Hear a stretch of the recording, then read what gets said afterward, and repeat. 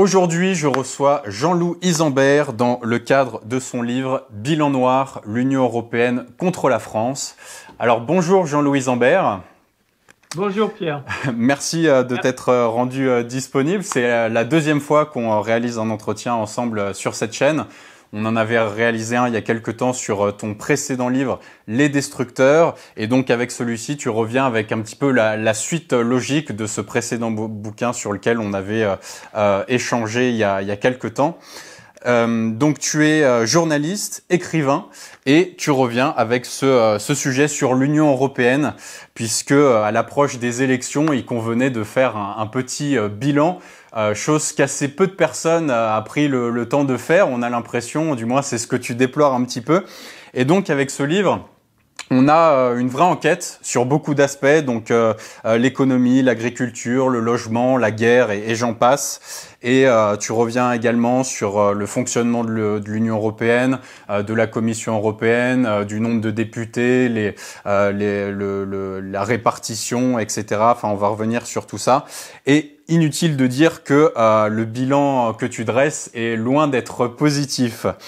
Donc, à l'approche des élections, en fait, tous les 5 ans, bon, c'est un peu la même rengaine. On est appelé à voter pour des eurodéputés. Et pour commencer cet entretien, j'aimerais démarrer par là, justement. Avant d'évoquer le bilan noir, j'aimerais évoquer les personnes qui en sont un petit peu la cause. Et alors, ma première question, c'est qui sont ces eurodéputés? Que font-ils exactement et à quoi servent-ils? Ces eurodéputés, normalement, sont élus pour participer au Parlement européen. Parlement européen qui a été, dont l'idée à l'origine du Parlement européen, ce sont les services de l'administration de Washington dans les années 1950, qui ont en France et sur plusieurs pays d'Europe, principalement sur la France, l'Angleterre, l'Italie, des associations, des organisations qu'ils financent et qui sont dédiées à la supranationalité, c'est-à-dire à faire tout de suite, à essayer de mettre en place un État européen qui permettrait à Washington d'assurer son hégémonie sur le versant ouest et la partie centrale du versant du continent européen. Et donc, ils vont procéder par plusieurs étapes pour différentes choses, pour essayer d'imposer une monnaie unique, pour un Parlement européen, et puis sur l'organisation de l'Union européenne. Et je reviendrai du reste sur ces différents aspects dans la troisième partie de cette enquête que j'ai faite sur l'Union européenne. La première étant les destructeurs que nous avons eu l'occasion de, d'analyser avec lors d'une précédente interview. Et la deuxième, c'est donc les bilans noirs, c'est-à-dire quel est le bilan de ces destructeurs, comment ça se passe avec ces eurodéputés. Et la troisième partie, qui sera publiée au mois de septembre-octobre par les éditions Culture et Racines, qui va porter sur comment, justement, Washington, dès le départ, a voulu concevoir un État européen supranational qui leur permettrait d'assurer leur hégémonie avec un centre de pouvoir hyper centralisé qu'il est bien sûr plus facile d'instrumentaliser et d'influencer en fonction des intérêts de leur société transnationale et des intérêts stratégiques des États-Unis. Alors, ces eurodéputés donc sont élus par le suffrage universel depuis 1979 au Parlement européen. Avant, c'était des délégations qui étaient nommées par les États. Et dès le départ, nous avons eu au Parlement européen la consistance de deux blocs, ce que voulait bien évidemment Washington, c'est-à-dire deux blocs de députés un peu dans le cadre d'un bipartisme que ça existe aux États-Unis, démocrates, républicains, et là un bipartisme gauche-droite, sous-entendu que, étant entendu que ces élus de gauche et ces élus de droite sont des élus qui n'allaient pas entraver les visées de Washington. C'est-à-dire que nous allons retrouver au sein de ces groupes politiques, la plupart des élus sont acquis à l'hégémonie des États-Unis sur l'Europe. Et après, se sont déroulés les députés, l'élection des députés au suffrage universel à partir de 1979, et nous allons retrouver cette configuration d'élus de gauche et d'élus de droite qui en réalité favorise les intérêts des États-Unis et souvent, vous l'avez vu, je l'explique dans ce travail à partir de statistiques qui ont été réalisées par des organisations qui ont analysé le vote dans le Parlement européen depuis les années 1980-2000 jusqu'à des années 2000, jusqu'à des années récentes, quoi, jusqu'à récemment, et où l'on voit sur des objectifs principaux voter ensemble des eurodéputés qui se présentent aux électeurs en faisant, en s'opposant médiatiquement, mais qui en réalité vont voter ensemble des textes, les principaux textes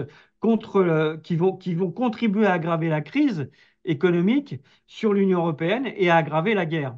On l'a vu par exemple, pour vous donner un exemple, en 2011, où l'on voit Jean-Luc, le parti de Jean-Luc Mélenchon voter avec ses amis socialistes de droite et écologistes la guerre contre la Libye. Et donc, mais ça existe ça au travers d'un tas d'autres dispositions pour voter une multitude de règlements. Il y a un exemple récent qui est en cours actuellement, où vous avez eu une proposition de la Commission européenne sur le devoir de responsabilité des entreprises, le devoir de vigilance des entreprises pour ce que l'on appelle les droits, le respect des droits de l'homme et le respect des droits environnementaux par les entreprises. Et qu'est-ce qu'on a assisté dans un premier temps? Donc, il y a eu un texte qui a été proposé au Parlement européen, mais le texte ne convenait pas au Conseil européen. Conseil européen qui réunit les chefs d'État et les chefs de gouvernement. Donc, qu'est-ce qui s'est passé? Il y a eu un lobbying très important de Business Europe principalement, qui est l'organisation patronale qui réunit toutes les organisations patronales des pays membres de l'Union européenne. Et ils ont fait un lobbying très important avec des élus de droite et du Rassemblement national, de manière à amoindrir le contenu de ce texte. Ce qui fait que le texte a été complètement édulcoré. Il est repassé devant les directions générales de la Commission européenne suite au refus du Conseil européen.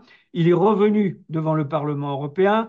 Il a été à nouveau amendé. Le Conseil européen a refusé des aménagements qui étaient faits. C'est repassé devant les directions générales de la Commission européenne. Et finalement, il y a eu un texte qui a été voté par le Parlement européen, mais un texte qui était vidé de tout le contenu essentiel du texte original.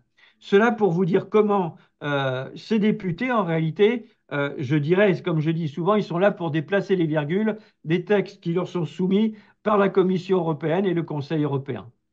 Ouais, donc finalement, on a l'illusion de voter pour des eurodéputés qui nous représentent, qui représentent nos idées, dont on attend certaines choses. Et puis c'est vrai que finalement, toutes leurs décisions convergent un petit peu dans la même direction. On a ce que tu appelles les fausses oppositions. Alors tu en as parlé, il y a le Rassemblement national qui est donné favori d'ailleurs pour les élections de cette année. Quelles sont les vraies oppositions aujourd'hui? La ligne de fracture, elle est entre les partisans du Frexit, c'est-à-dire quitter l'Union européenne, et les autres partis. Les partis, ça va du Parti communiste au Rassemblement national, ils ont tous le même programme, c'est-à-dire rester dans l'Union européenne et rester dans la zone euro et rester dans l'OTAN. On le voit, mais par une multitude de faits dont les gens n'ont pas connaissance la plupart du temps au travers des médias subventionnés. Par exemple, lorsqu'il y a eu devant l'Assemblée nationale, le gouvernement a soumis aux députés le, de donner, ils ont demandé aux députés de donner au président de la République l'autorisation de signer l'élargissement de l'OTAN à la Finlande et à la Suède. Par exemple, le Rassemblement national qui se présentait il y a quelques années comme opposé à l'OTAN, ces députés soit absents, soit ils se sont abstenus. C'est-à-dire que sur une question aussi importante qui est celle de créer les conditions pour dire stop à la guerre et de favoriser la paix sur le continent européen, les députés du Rassemblement national n'ont pas d'idée. ils ne votent pas, ils s'abstiennent, ils sont absents. De même, pour ce que je parlais avant, sur le droit de vigilance des entreprises, M. Bardella, tête de liste du Rassemblement national, a voté contre le texte, le texte qui, à l'origine, permettait justement d'imposer aux entreprises, principalement aux sociétés transnationales, un devoir de vigilance pour le respect des droits de l'homme et des droits environnementaux. Donc c'est pour vous dire que ces gens qui font semblant, comme je les appelle, moi, les partis de la plaine et du marais, bleu layette et rose bonbon, du PCF au Rassemblement national, tous ces partis, en gros, s'affrontent médiatiquement, ils ont des divergences sur quelques points, mais sur le fond, ils sont d'accord sur l'essentiel, à savoir rester dans l'Union européenne, rester dans l'OTAN, c'est-à-dire que quand on fait le bilan de 74 années de supranationalité depuis 1950, de 32 années d'Union européenne depuis le traité de Maastricht de 1992, pour partir d'Union européenne qui prend là vraiment sa forme sous l'aspect Union européenne, c'est l'aggravation de la crise, c'est l'aggravation de la guerre. Et vous avez à côté, face à eux, la rupture, c'est les partisans du Frexit. Et alors là, vous avez deux stratégies différentes. Vous avez la stratégie principalement des patriotes, qui consiste, et de l'UPR, qui consiste à dire nous présentons des candidats pour être au Parlement de manière à faire entendre la voix de l'opposition à l'Union européenne et à la zone euro pour quitter cette organisation où les députés n'ont pratiquement aucun rôle. Et vous avez à côté de ça également le pôle de Renaissance communiste en France. Alors, le pôle de Renaissance communiste en France, je vais peut-être le rappeler en quelques minutes parce que il n'a pas accès aux médias. Ce sont des communistes, des élus et des militants communistes qui ont claqué la porte du Parti communiste en 2004, qui se sont organisés au niveau national. Ils ont aujourd'hui deux revues, dont un mensuel qui s'appelle Initiative communiste. Ils ont une organisation de jeunesse et eux, ils sont également, comme les patriotes de Florian Philippot et comme l'UPR ou comme Génération Frexit, ils sont partisans de quitter l'Union européenne, de quitter la zone euro, de quitter l'OTAN pour réaliser ce qu'ils appellent un Frexit progressiste. Parce que, avec quelques légères différences avec les autres mouvements, ils considèrent qu'ils ne peuvent pas, il n'y a pas, il faut garantir dès le départ le Frexit. C'est-à-dire qu'il ne suffit pas de dire Frexit, Frexit, Frexit. Il faut dire aussi comment on va garantir le Frexit une fois qu'il sera réalisé. Donc là, ils avancent les propositions, dans un premier temps, de nationalisation du secteur bancaire et financier et des sociétés du CAC 40, afin d'empêcher que les instituts anglo-saxons, principalement états-uniens, qui sont présents au sein de ces grandes sociétés transnationales, puissent créer le désordre en déstabilisant ces entreprises qui sont des outils majeurs du développement économique français. Voilà. Alors donc, ils sont également partisans du Frexit, mais ils n'ont pas la même stratégie parce que eux appellent à l'abstention massive à ces élections. Alors pourquoi? Parce qu'ils disent ce Parlement est complètement illégitime et comme ils l'expliquent, si la Commission européenne a investi pour l'année 2024 plus de 200 millions d'euros en budget, notamment pour développer la campagne des élections européennes en appelant les gens à voter, c'est parce qu'ils ont justement besoin de donner une légitimité au Parlement européen, parce qu'ils savent qu'au fur et à mesure des décennies, le mécontentement monte, qu'il y a de plus en plus de citoyens qui sont opposés à la politique de l'Union européenne et à la politique de crise et de guerre qui va en s'aggravant. Et, et ils ont besoin de dire, mais vous voyez, ce Parlement est démocratique puisque même ceux qui sont partisans de quitter l'Union européenne peuvent s'exprimer et avoir des élus. Alors qu'en réalité, ce qu'il s'agit donc, c'est de légitimer ce qu'ils sont en train de préparer dès le lendemain du 9 juin, c'est-à-dire un État européen supranational tel qu'il a été conçu par Washington avec les organisations atlantistes. Alors à l'époque, vous aviez, ça c'est au lendemain de la guerre, donc 1945-1960, où vous aviez Jean Monnet, Robert Schuman, Antoine Pinet, le Belge SPAC, etc., qui s'activaient à mettre en place des organisations dédiées à la supranationalité pour faire un État supranational et une communauté européenne de défense. Et c'est ce que l'on voit revenir aujourd'hui. Vous voyez par exemple Emmanuel Macron qui veut remettre entre les mains de l'étranger la défense nationale française. Et je veux dire, je vous donnerai tout à l'heure d'autres éléments. Il y a un tas de choses qui sont en train de se mettre en place, comme si les élections n'existaient pas du reste, et quels que soient les résultats de ces élections. Oui, alors d'ailleurs, justement, à ce propos, vous parlez dans le troisième chapitre, je crois, de votre livre des GOPÉ. Est-ce que vous pouvez nous expliquer ce que sont les GOPÉ et en quoi elles posent problème pour nous, citoyens, pour notre souveraineté? Oui, alors les GOPÉ, c'est l'acronyme de Grandes orientations des politiques économiques de l'Union européenne. Elles sont décidées par la Commission européenne, avec le Conseil européen, bien sûr, toujours. Elles sont soumises après plus ou moins directement au Parlement européen, qui des fois se prononce sur ces grandes orientations, et elles fixent le cadre du budget de l'Union européenne, mais elles fixent également le cadre des budgets des États membres de l'Union. C'est-à-dire, pour vous donner un exemple, par exemple, quand les députés français vont voter le budget de la santé à l'Assemblée nationale française, il ne faut pas croire qu'ils vont voter en fonction des besoins de la nation.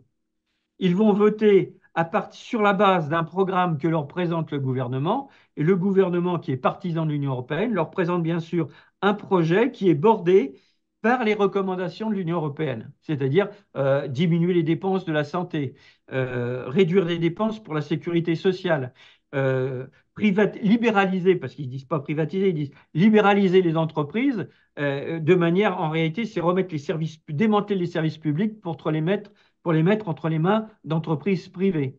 Donc les députés vont se prononcer sur un budget qui en réalité est déjà, qui est déjà encadré à l'avance. Voilà, et ces GOPÉ, elles vont surtout au travers de ce système, vous allez imposer aux citoyens des normes dans la manière de se soigner, dans la manière de s'alimenter, dans la manière de s'habiller, dans la manière de conduire, je veux dire dans la vie de tous les jours, prendre un avion, utiliser l'informatique, vous allez avoir affaire à de plus en plus de règlements et de contrôles qui vont je veux dire, mettre les citoyens, habituer les citoyens à travailler avec les normes des États-Unis, qui sont les normes des sociétés transnationales que l'on retrouve dans le domaine de la santé, dans le domaine de l'agriculture, dans le domaine de l'industrie, dans tous les secteurs, dans tout ce qui fait la vie d'un citoyen de tous les jours. Vous allez avoir de plus en plus, de manière présente, les normes des États-Unis. Ça commence par la langue, bien évidemment. Oui, la langue, vous parlez d'ailleurs du globish, cet anglais qui a été complètement généralisé au détriment du français qu'on a complètement perdu. Oui, alors je donne justement dans le livre la parole à deux acteurs de la défense de la langue française qui viennent d'horizons politiques différents mais qui se retrouvent sur le constat et je crois aussi sur les propositions. Euh, Georges Gastaud, qui a été le fondateur de l'association Courriel, qui est une association de défense de la langue française qui mène plusieurs actions, de nombreuses actions depuis des décennies, et Alain Avello. Alors Georges Gastaud, lui, est le directeur politique du mensuel du pôle de renaissance communiste en France qui s'appelle Initiative communiste, et Alain Avello, qui est lui membre des Patriotes et qui est le directeur de la revue Défis souverainistes et qui est aussi un défenseur de la langue française. Donc j'ai pensé que c'était intéressant d'interviewer des personnes qui viennent d'horizons politiques différents pour leur donner la parole. Et vous pouvez faire le constat dans le livre, au travers de leurs propos et d'interviews différentes, qu'ils sont d'accord sur bien des points. Alors parlons à présent un peu plus précisément d'économie. Ensuite, on parlera d'autres aspects, notamment de l'agriculture. Sur le plan économique, donc, un bilan assez catastrophique. Vous dites qu'on a un rapport qui prévoit un risque accru de pauvreté touchant 130 millions de personnes et une hausse de chômage de 45%. Comment l'Union européenne a-t-elle contribué et contribue-t-elle toujours encore à ce bilan économique? Ce sont les décisions qui sont prises entre le Conseil européen et la Commission européenne et qui sont soumises après aux députés qui sont responsables de cette situation. La crise ne vient pas du ciel, hein, ce n'est pas la main invisible du marché. La main est en réalité bien visible.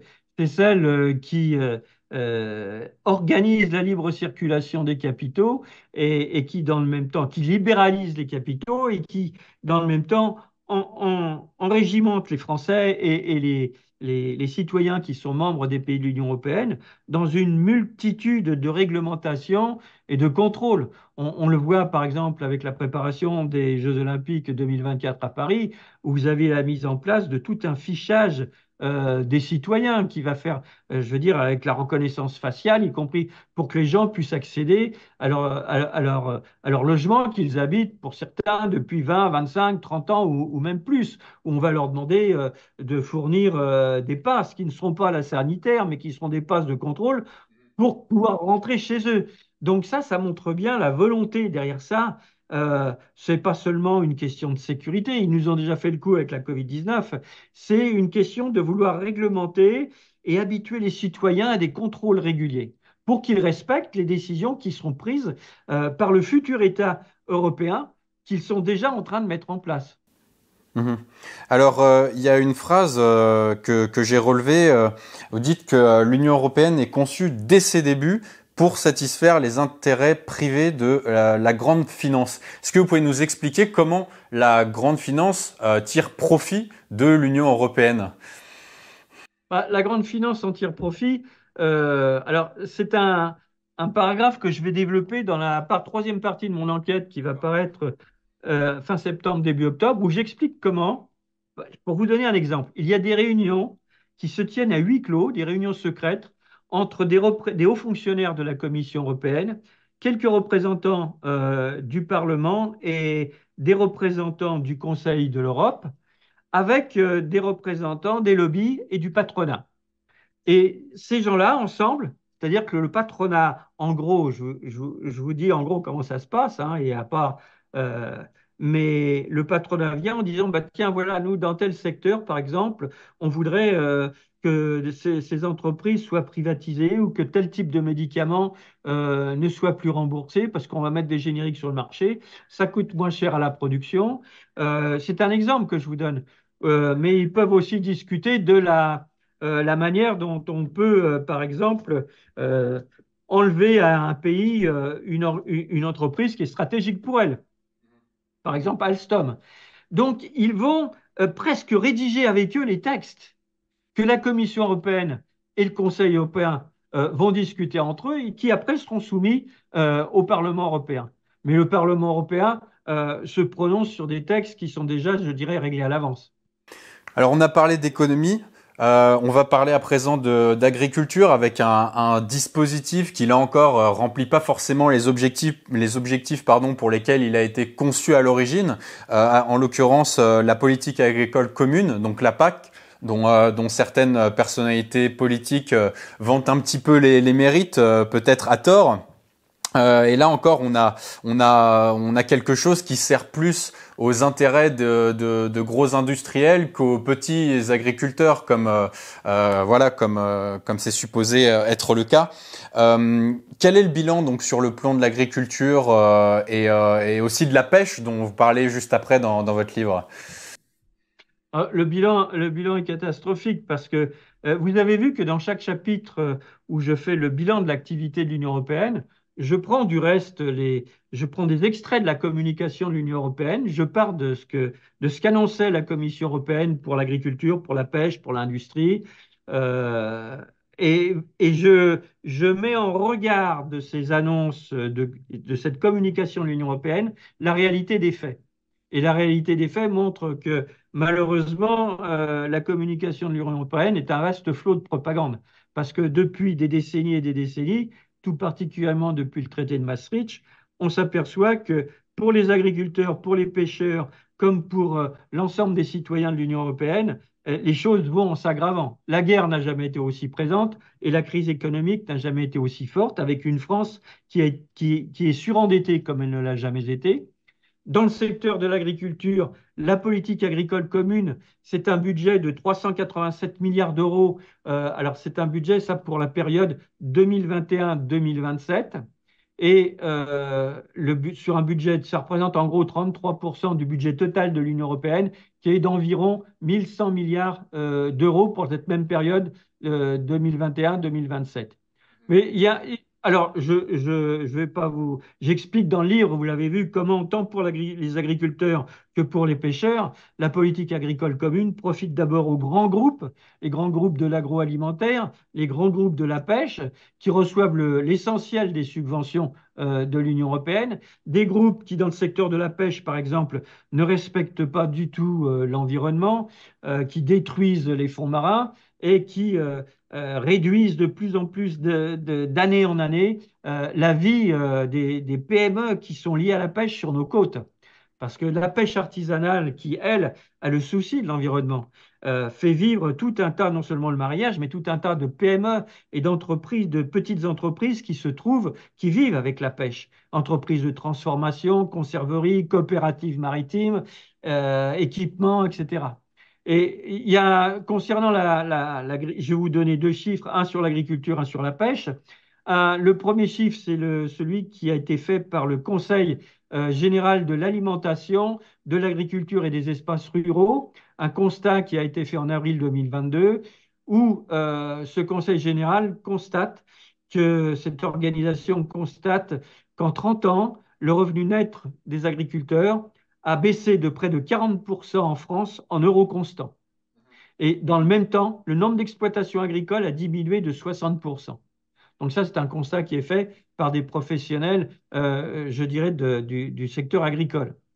Alors, par ailleurs, il y a un document qui a été remis à la commission à l'agriculture, à la commission, excusez-moi, qui a été remis à la commission agricole, voilà, du Parlement européen, et qui fait un constat et fait un constat similaire et qui indique qui prévoit que cette situation, je cite, va continuer de se dégrader. De 2022 à 2040, l'Union européenne pourrait perdre 6,4 millions d'exploitations supplémentaires, ce qui représente un nombre restant d'environ 3,9 millions d'exploitations agricoles dans l'ensemble de l'Union européenne. Et ça représente une baisse impressionnante de 62% par rapport aux chiffres de 2016. Et dans le secteur de la pêche, je vous dirais qu'entre 2020 et 2021, ce secteur a connu une diminution de 9% et une perte de 1749 marins-pêcheurs. Et tout métier confondu pour ces deux métiers qui sont très difficiles, l'agriculture et la pêche, dans la pêche, tout métier confondu, dans le secteur de la pêche, tout métier confondu, le montant brut moyen par pension de retraite est de 768 euros. 768 euros, pardon. Voilà. Alors, je peux vous donner après un autre chiffre qui traduit, au-delà de l'agriculture et de la pêche, la situation. Il y aurait l'industrie, évidemment, mais nous ne pouvons pas tout passer en revue là. En 1996, vous aviez 25 millions de personnes dans la pauvreté. En 2021, l'Union européenne comptait 19,6 millions d'enfants dans la pauvreté, 115 millions, 120 millions de citoyens qui étaient menacés d'exclusion sociale.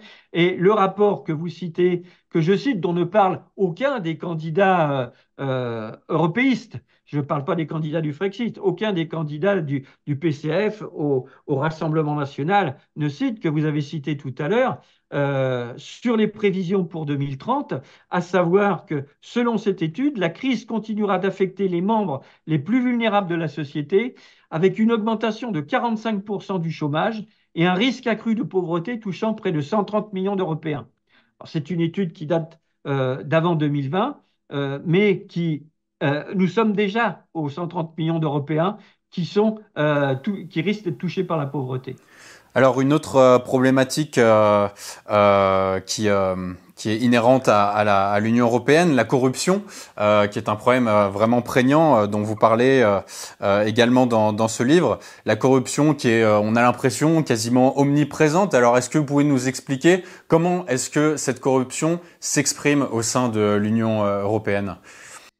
Oh ben, elle s'exprime par une succession de scandales à répétition qui sont plus ou moins étouffés.